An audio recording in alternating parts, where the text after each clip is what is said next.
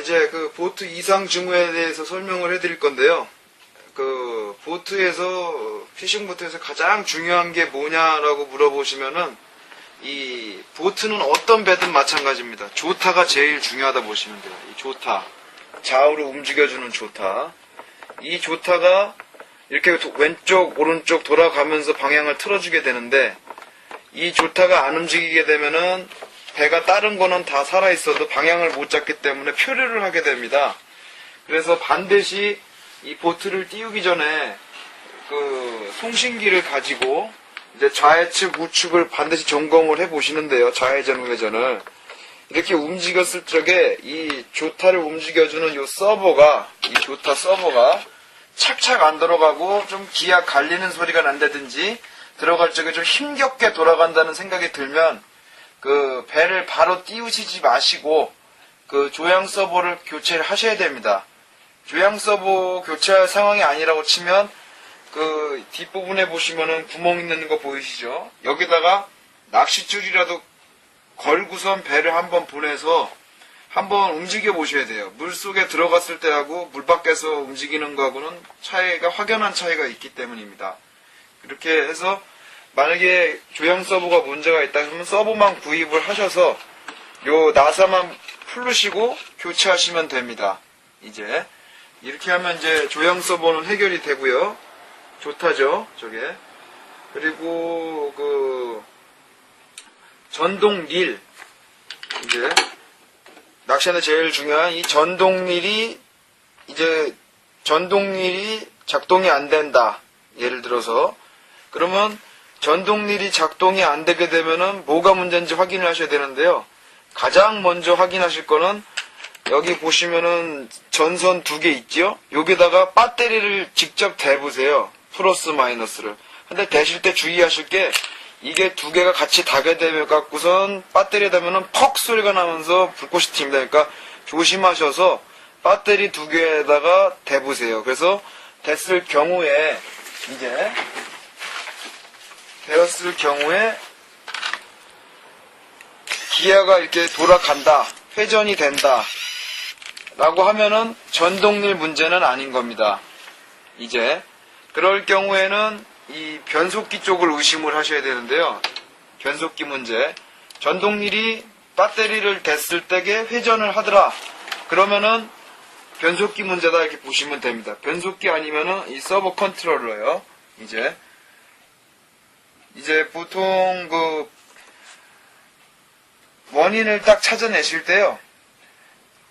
전동릴이 동작이 안 되면은 열선을 한번 동작을 해보시고, 이 낚싯줄을 끊어주는 열선, 이제 그리고 원격 챔질기를 한번 동작을 한번 해보세요.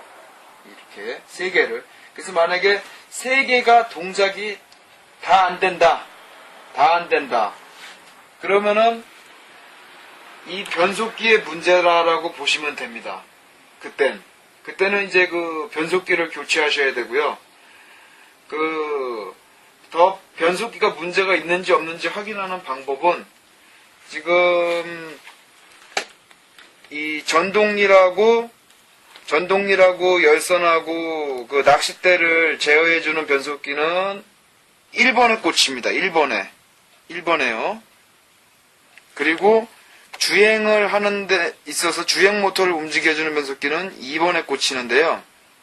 이 2번하고 1번 변속기를 이 소신기에 꽂혀있는 잭을 바꿔서 꽂게 되면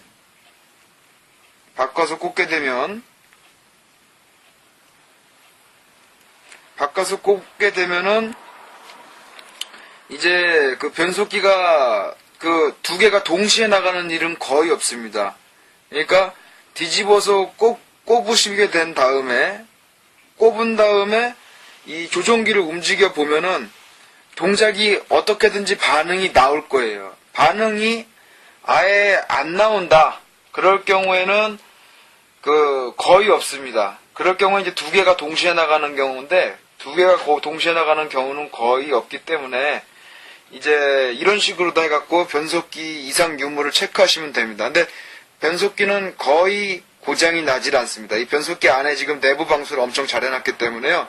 바닷물도 갖다 오셔가지고 한 번만 민물로 헹궈 주셔도 될 수 있게끔 방수를 해놨습니다. 그러니까 변속기 고장은 거의 없고, 대체적으로다가 이제 문제가 생긴다고 그러면 이 지금 스위치 서버 컨트롤러 문제인데요. 이제 이 서버 같은 경우에는 지금 이렇게 다 내부 방수는 다 했지만, 그래도 물이 하나가득 꽉 잠겨 있을 때에는 이 틈으로다 수압에 의해서 물이 조금씩 들어가는데, 들어갔을 경우에 이제 나올 수가 없습니다. 이거는 변속기는 그냥 구멍이 다 뚫려서 쑥쑥 나와버리면 그만인데, 그러다 보니까 이 서버가 문제가 생기거나 이 스위치가 문제가 생기게 되면은 이 눌러주지를 못하게 되는 거죠. 눌렀다가 나왔다를 해야 되는데, 지금 요 가운데 같은 경우에도 이렇게 눌러져 있는 경우, 이렇게 눌러져 있을 경우에는 이렇게 놓고선 동작을 하시게 되면은 동시에 요거 가운데는 지금 챔질이고 요 꼭대기는 지금